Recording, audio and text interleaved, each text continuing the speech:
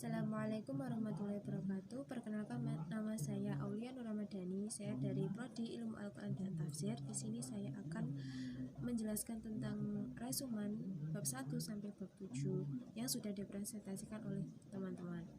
Yang pertama yaitu bab 1, yaitu perbedaan antara Al-Quran dan hadis qudsi. Pengertian Al-Quran.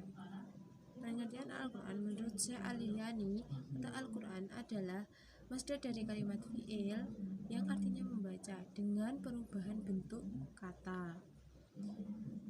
Yang kedua menurut Syekh Al-Farra, kata Al-Quran berasal dari lafaz qira'ata, merupakan bentuk jamak dari qarinatu yang berarti tanda atau indikator. Mengingat ayat satu dengan ayat yang lain dalam Al-Quran memiliki munasabah atau hubungan dan saling membenarkan. Dan Al-Quran menurut terminologi adalah kalam Allah atau mukjizat yang diturunkan kepada Nabi Muhammad dengan perantara malaikat Jibril, diturunkan secara berangsur-angsur dan membacanya berarti ibadah. Pengertian hadis qudsi. Hadis qudsi yaitu sesuatu yang dikabarkan Allah Subhanahu wa taala kepada Nabi dengan melalui ilham atau impian, yang kemudian Nabi menyampaikan makna ilham atau impian tersebut dengan ungkapan kata beliau sendiri. Ciri-ciri hadis qudsi ada beberapa. Yang pertama yaitu terdapat lafaz qala Allah. Yang kedua yaitu terdapat lafaz yaqra'ullahu azza wa jalla. Dan yang terakhir yaitu perbedaan Al-Quran dengan hadis qudsi. Perbedaan Al-Quran dengan hadis qudsi ada beberapa macam. Yang pertama yaitu lafaz dan makna Al-Quran dari Allah Subhanahu wa taala, sedangkan hadis qudsi makna dari Allah tetapi lafaznya dari Nabi Muhammad SAW. Yang kedua, membaca Al-Quran adalah ibadah, sedangkan hadis qudsi tidak. Nilai ibadah dalam membaca Al-Quran berdasarkan hadis Nabi Muhammad SAW. Yang ketiga yaitu ketentuan hukum yang berlaku bagi Al-Quran tidak berlaku bagi hadis, seperti menyentuh dan membaca Al-Quran harus dalam keadaan suci, tetapi hal tersebut tidak berlaku. Bab yang kedua yaitu tentang pewahyuan Al-Quran. Pengertian wahyu. Pengertian wahyu secara bahasa menurut para ahli yaitu wahyu berasal dari bahasa Arab yang al-wahyu yang memiliki arti memberikan isyarat atau memberitahuan dengan cepat dan tersembunyi. Yang kedua, pengertian wahyu secara bahasa dalam Al-Quran. Wahyu adalah kalam atau perkataan dari Allah yang diturunkan kepada seluruh makhluknya dengan perantara malaikat atau secara langsung. Kata wahyu adalah kata benda dan bentuk kata. Kerjanya adalah auhayuhi. Arti kata wahyu adalah memberitahu secara tersembunyi dan cepat. Proses pewahyuan Al-Quran. Al-Quran diturunkan untuk Nabi Muhammad menempuh perantara malaikat Jibril selama 22 tahun, 2 bulan, dan 22 hari. Cara proses pewahyuan Al-Quran antara lain, yang pertama yaitu malaikat Jibril memasukkan wahyu ke dalam hati Nabi. Yang kedua, malaikat menampakkan dirinya untuk Nabi menjadi seorang laki-laki yang mengucapkan kata-kata untuknya, sehingga Nabi mengetahui dan mampu menghafal kata-kata tersebut. Tahap dan periodisasi pewahyuan Al-Quran. Tahap pertama yaitu Al-Quran diturunkan ke Lauhul Mahfudz secara sekaligus, dalam arti bahwa Allah menetapkan keberadaannya di sana, sebagaimana halnya Dia menetapkan adanya segala sesuatu sesuai dengan kehendaknya. Kemudian tahapan yang kedua yaitu Al-Quran dari Lauhul Mahfudz ke Baitul Izzah di langit dunia.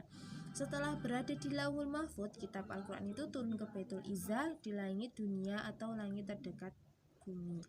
Tahap ketiga yaitu Al-Quran turun dari Baitul Izzah di langit dunia langsung kepada Nabi Muhammad SAW, tetapi turunnya kepada Nabi tidak dengan sekaligus, melainkan sedikit demi sedikit menurut keperluan masa dan tempat.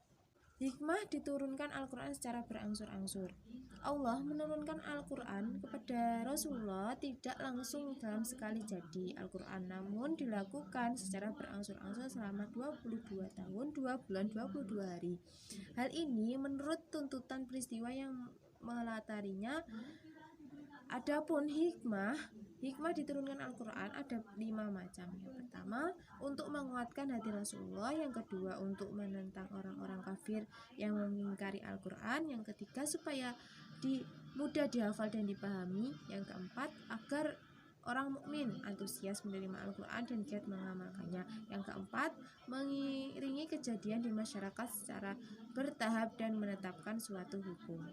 Bab yang ketiga yaitu tentang pembukaan dan pembakuan Al-Quran.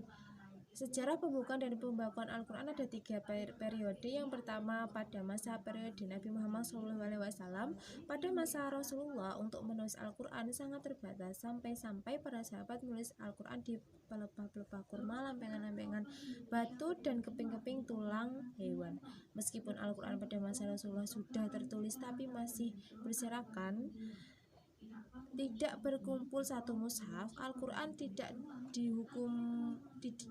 dibukukan di dalam satu mushaf karena Rasulullah masih menunggu wahyu-wahyu yang akan turun selanjutnya.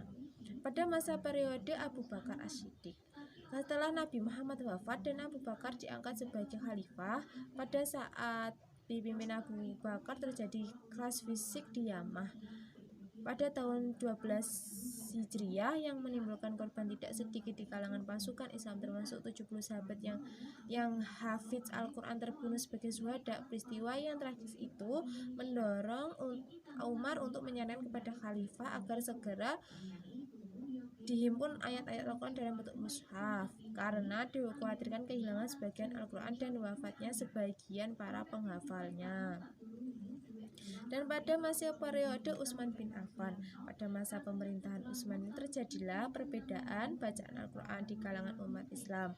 Dan kalau hal ini dijabarkan terjadi, maka bisa mengganggu persatuan dan kesatuan umat Islam. Karena itu, sahabat khalifah menyampaikan kepada khalifah yang lainnya agar segera mengusahakan keseragaman baca Al-Quran dengan jalan menyeragamkan penulisan Al-Quran.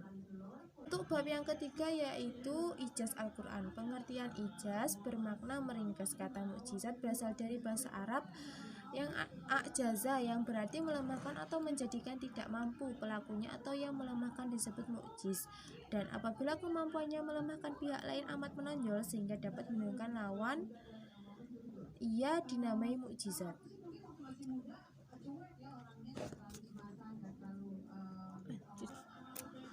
Fungsi Al-Quran dapat dibagi menjadi beberapa macam. Yang pertama yaitu sifat atau sebagai obat. Al-Quran menyebut dirinya dengan sifat. Kata sifat terulang banyak 4 kali dalam Al-Quran.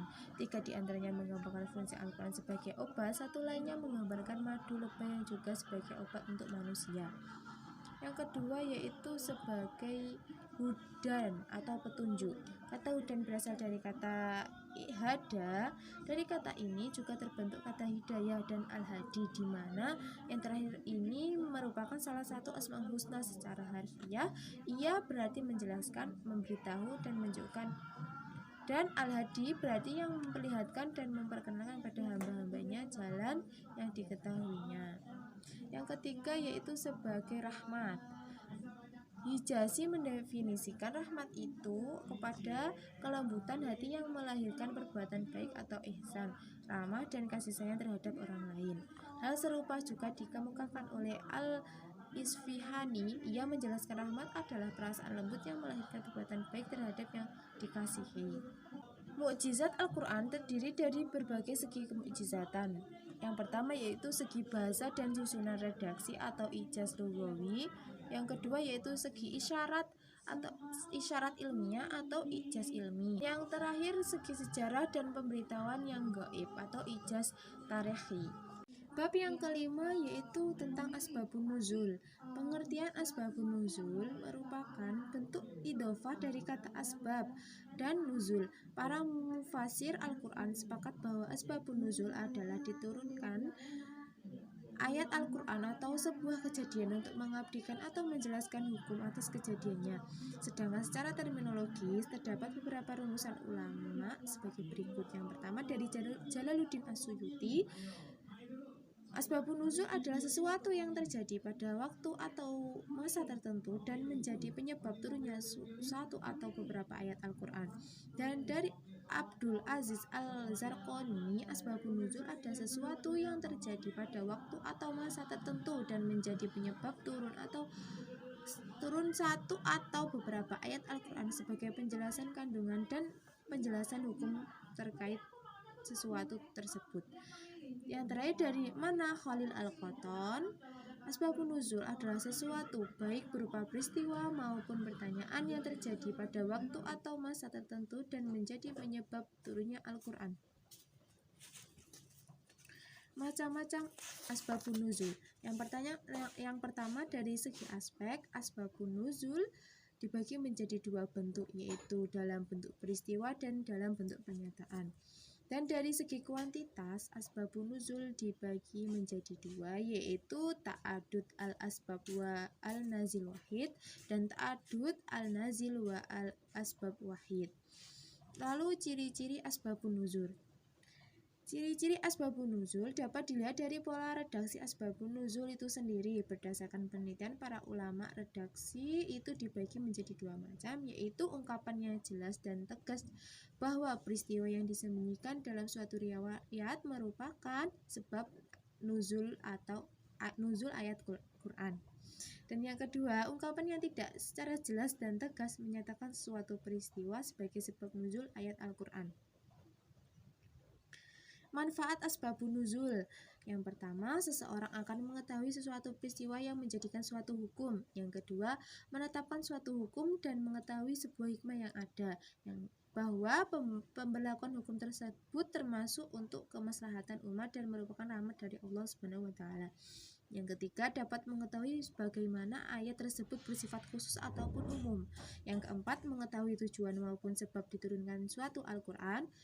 Yang kelima, mendapat pengetahuan hukum syariat secara jelas. Bab yang keenam yaitu tentang munasabah. Pengertian munasabah yaitu munasabah Al-Quran, yaitu suatu pembahasan mengenai keterkaitan dan hubungan antara ayat-ayat dalam Al-Quran dan surat-surat dalam berbagai macam posisi. Yang kedua, secara bahasa munasabat adalah bentuk masdar dari kata kerja nasabah yang memiliki arti muqarabah. Dalam bahasa Indonesia, muqarabah dapat diartikan sebagai kecocokan dan kesesuaian dengan hubungan pertalian. Macam-macam munasabah. Yang pertama yaitu munasabah antara ayat di awal surah dan ayat di akhir surah. Yang kedua, keserasian awal surah dengan akhir surah sebelumnya. Yang ketiga, keserasian keistimewaan tiap-tiap surah yang dimulai dengan huruf muqatta'ah seperti surah Qaf dan surah Yunus. Yang keempat, munasabah al-tanzir, al-istirad dan al-tahallus. Manfaat munasabah. Yang pertama yaitu memudahkan dalam menafsirkan dan memahami isi kandungan Al-Quran karena mengetahui kaitan antara ayat-ayat dan surat yang ada di dalam Al-Quran. Yang kedua, dapat mengembangkan sementara anggapan orang yang menganggap bahwasanya tema-tema Al-Quran kehilangan relevasinya antara saat bagian yang dengannya bagian yang lainnya. Yang ketiga, dapat membantu alam proses penafsiran ayat-ayat Al-Quran sesudah mengetahui hubungan suatu kalimat ataupun ayat, hubungannya kalimat ataupun ayat yang lainnya. Ciri-ciri munasabah. Yang pertama yaitu melihat tujuan yang akan dicapai seseorang. Yang kedua, memperlihatkan apa saja yang diperlukan untuk mencapai tujuan tersebut atau muqaddimah. Yang ketiga, memperhatikan tingkat muqaddimah itu dalam hal dekat ataupun jauh dalam mencapai tujuan. Yang keempat, ketika meneliti uraian dalam surah itu, perhatikan keharusan-keharusan yang dituntut oleh aturan, keindahan bahasa atau balaghah yang dapat menimbulkan perhatian dalam memahaminya. Bab yang terakhir atau bab 7 tentang Makki dan Madani. Pengertian Makki dan Madani ada beberapa macam. Yang pertama, berdasarkan tempat turunnya, Makki adalah sesuatu yang diturunkan di Mekah meskipun turunnya setelah hijrah. Madani adalah sesuatu yang diturunkan di Madinah. Yang kedua, berdasarkan serunya, Makki adalah sesuatu ayat atau surah yang ditujukan untuk ahli Mekah. Yang kedua, Madinah adalah sesuatu yang ditujukan untuk penduduk Madinah. Dan untuk yang ketiga, berdasarkan waktu turunnya, Makki adalah Makkiyah atau sesuatu ayat atau surat yang diturunkan sebelum Nabi hijrah. Yang madani adalah sesuatu yang diturunkan setelah hijrah Nabi Muhammad SAW. Metode mengetahui maki dan madani. Yang pertama dengan metode sima'i nakli, yang kedua dengan kiasi ijtihad. Ciri-ciri maki dan madani. Yang pertama yaitu ciri-ciri maki dari segi tema dan bahasa. Ada beberapa macam, yaitu berisi ajakan tauhid dan beribadah hanya kepada Allah, meletakkan dasar-dasar umum bagi perundang-undangan dan akhlak mulia, berisi kisah para nabi dan umat-umat terdahulu sebagai pelajaran bagi mereka, suku katanya pendek-pendek dan disertai kata-kata yang mengesankan. Yang kedua, ciri maki dari segi ketentuan. Di setiap surah mengandung sajadah, di setiap surah mengandung lafal kala, di setiap surah mengandung ya ayuhan nas, di setiap surah yang mengandung kisah para nabi dan umat terdahulu, di setiap surah mengandung kisah Adam dan iblis, dan terakhir di setiap surah dibuka dengan huruf-huruf singkatan seperti alif lam mim, alif lam ro, ha mim, dan lain-lain. Dan ciri madani dari segi tema dan gaya bahasa. Ada beberapa macam, yaitu menjelaskan ibadah, muamalah, had, kekeluargaan, warisan, jihad, hubungan sosial, hubungan internasional baik di waktu damai maupun perang, kaidah hukum. Seruan-seruan terhadap ahli kitab dari kalangan Yahudi dan Nasrani yang diajarkan kepada mereka untuk masuk Islam, dan ajakan kepada mereka untuk masuk Islam. Menyingkap perilaku orang munafik dan menganalisis kejiwaan pembuka kedoknya dan menjelaskan bahwa ia berbahaya bagi agama. Suku, kata, dan ayatnya panjang-panjang dan dengan gaya bahasa yang menetapkan syarat serta menjelaskan tujuan dan sasarannya. Yang terakhir, ciri madani dari segi ketentuan, berisi tentang kewajiban atau had. Dalam surah disebutkan orang-orang munafik kecuali surat Al-Ankabut. Di dalamnya terdapat dialog dengan ahli kitab. Manfaat mengetahui maki dan madani ada beberapa macam. Yang pertama, dapat mengetahui tempat turunnya ayat Al-Quran, memahami ayat dan menafsirkan dengan tafsiran yang benar. Sebagai metode dakwah, kita dapat mengetahui sejarah kehidupan Nabi dan mengetahui sebab turunnya wahyu melalui ayat-ayat Al-Quran. Demikianlah penjelasan resumen dari saya. Kurang lebihnya saya mohon maaf. Wabillahi taufiq wal hidayah. Wassalamualaikum warahmatullahi wabarakatuh.